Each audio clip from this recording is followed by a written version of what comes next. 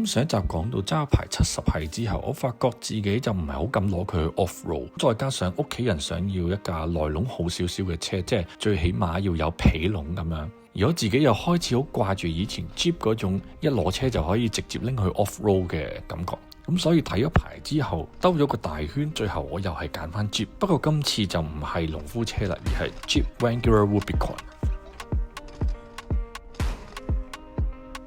咁 Wrangler 咧又係好襯呢隻灰色嘅，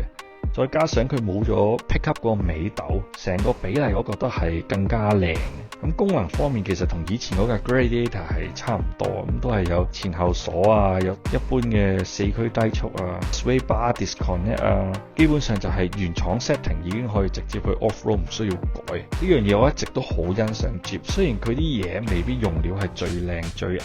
但係你唔改裝嘅話，其實原廠啲料係好夠用。咁動力都係一樣啦，又係嗰副 V6 3.6夠力，高速爬頭完全冇問題。咁唯一就係個尾箱真係細咗少少，不過整體而言我一路都好滿意。呢架車最後揸咗27000幾公里，沙灘啊、山路啊、涉水啊，全部都玩過，一路都好開心。直到有一次我去昆士蘭嗰個好似 Moulton Island 嗰度，咁有一次過完一條溪之後呢，就發現副駕嗰邊嘅 glove box 嗰度係咁漏水喎，一路滴落嚟，跟住冇耐就聞到啲燒焦味，咁我即刻拆開個箱睇下，見到嗰度有冷氣系統嘅插頭開始燒啊，我就即刻掹鬼咗佢。咁個代價就係之後架車冇咗冷氣，而當時係昆士蘭嘅夏天，我要一路冇冷氣咁樣將架車揸翻嚟悉尼，真係喊出嚟。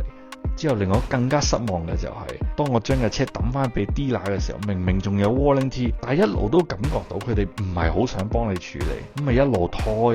各種藉口，最後就話要訂零件，咁咪一等就叫我等幾個月。嗰下我真係驚啦！如果下次我喺澳洲中部壞車，咁咪收皮。所以最後我都係決定賣毀咗佢，唔係因為佢嘅越野能力唔得啊，相反我一路都覺得佢係一架超級好玩、好全面嘅越野車。咁但係經過嗰次之後，我真係對Jeep 冇晒信心。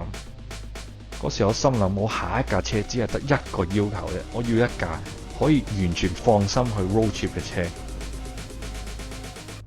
第一個諗到嘅就係 Toyota 嗰架新 Prado 250，咁嗰陣澳洲仲未有得賣住嘅，只不過喺度賣緊廣告。個外形我亦都好中意，咁但係好可惜等唔切。第二架就係翻之前嗰架 Land Cruiser 76，因為嗰陣啱啱小改款，轉咗靚仔頭燈，仲有得揀 V8 版本，真係好可惜嗰陣冇買到，因為而家全部都係得翻4缸。仲有 Ineos 嗰架 Grenadier， 咁因為佢個外觀其實就係參考緊舊嗰部 Defender， 咁個外形都係嗰種好硬朗嘅越野車樣，我係一路好中意呢種外形。咁加上佢嗰啲越野配備亦都好齊，咁但係佢始終係一個即係比較新興嘅品牌。喺當時我對呢個品牌係冇信心嘅，咁最後仲有一個選擇就係 Toyota Land Cruiser 300系 GR Sport。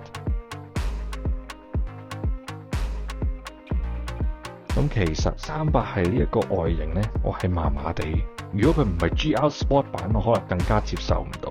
因為 GR Sport 版呢個鬼面罩同其他版本係有啲唔同，佢係用翻大隻 Toyota 字，即係叫做望落去都多少有翻啲復古味。其他版本我真係覺得一啲都唔吸引。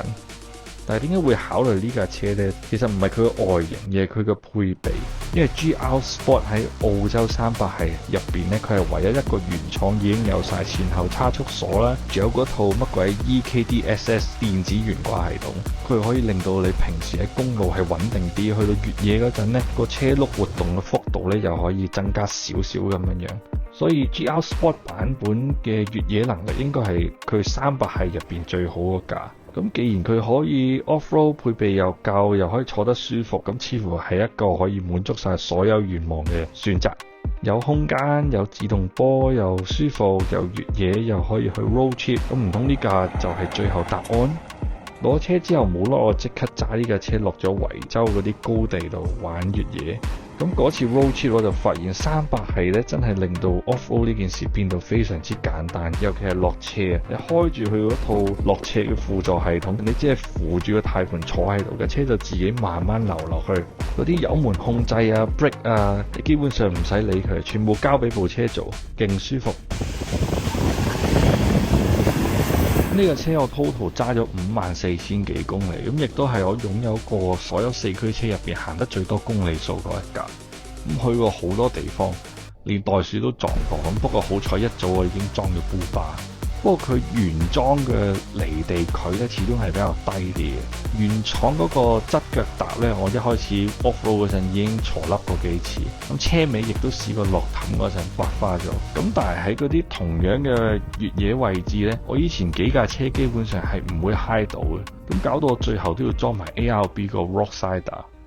另外有一樣嘢一直幾慶幸嘅就係呢架300係雖然佢係柴油，但係佢係唔使入尿素，淨係得 DPF。之後見到新嗰架 Prado 250要加尿素喺車尾箱嗰度，仲要孭住嗰嚿乜鬼大電池，搞到尾箱個地板要升高。我即刻覺得好彩，我當時係揀300係。不過揸耐咗之後，有一樣嘢我一直都好唔中意，就係呢架車太多電子嘢。有幾次我同朋友架 Prado 250一齊去沙灘，咁大家都用差唔多嘅越野模式，但係我部300係行咗一段時間之後，唔知係系統保護定係啲電腦介入啦，佢會限制咗個油門反應，即係明明你仲踩緊，但係架車就冇力。咁當然你可以話你轉 4L 咪得咯，或者上鎖。咁但係個問題係我以前揸其他車係唔會遇到咁嘅情況，甚至係同我一齊玩緊嘅 friend， 即係嗰架 Prado 250，佢都唔使行到呢一步。咁除咗呢件事，我仲發現咧，如果你喺沙灘咧用佢個泥地模式行咧，反而係會更加順，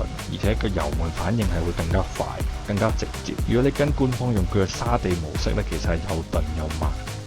而真正令我開始厭倦300係嘅，其實唔係啲咩越野能力嘅問題，而係佢有一大堆所謂嘅啲電子安全系統。咁好似咧，你上咗高速，即係可能時速過80之後咧，你冇閂好窗咧，佢會係咁問你使唔使閂窗。跟住嗰個 Lane Keep 功能咧，如果你唔熄鬼咗佢咧，佢一路嗶嗶嗶好 Q 煩嘅，有時仲會突然之間 cut 你油，幫你修正。咁把車拍得近咗少少，佢又突然之間同我重 brake 喎。仲有夜晚，如果你喺條街度等人，唔熄引擎嘅話咧，佢個頭燈咧係唔俾你閂嘅。咁你盞頭燈咧就會射住前面嘅車，焗住要你熄引擎。另外就係開尾箱又喺度嗶嗶嗶好 Q 煩，雖然佢可以調得細聲啲，咁但係夜晚嗰陣始終都係好嘈。我反而開始懷念以前 Jeep 啊、Jimmy 啊、LC76 嗰種側邊開嘅尾門，唔需要電動，唔需要你嗶嗶嗶，我拉一下就開，推一下就閂。仲有就係呢個300係，如果你車頂放咗嗰啲直立板啊、獨木舟，即係比較偏長條嘅嘢，一路伸延到去佢尾箱上面嘅話呢，咁佢呢個尾門呢，基本上就開唔到噶啦。另外就係佢嘅士啤胎收喺車底啦，咁換胎呢，我自己覺得就比較麻煩啲，始終都係中意以前嗰種直接掛喺個尾門，簡單直接方便。咁去到呢一刻，我開始發現我真正想要嘅，好似唔係一架更加舒服、更加豪華嘅車，而係一架冇咁多電子干擾、操控直接、機械感強，可以令我專心揸嘅四驅車。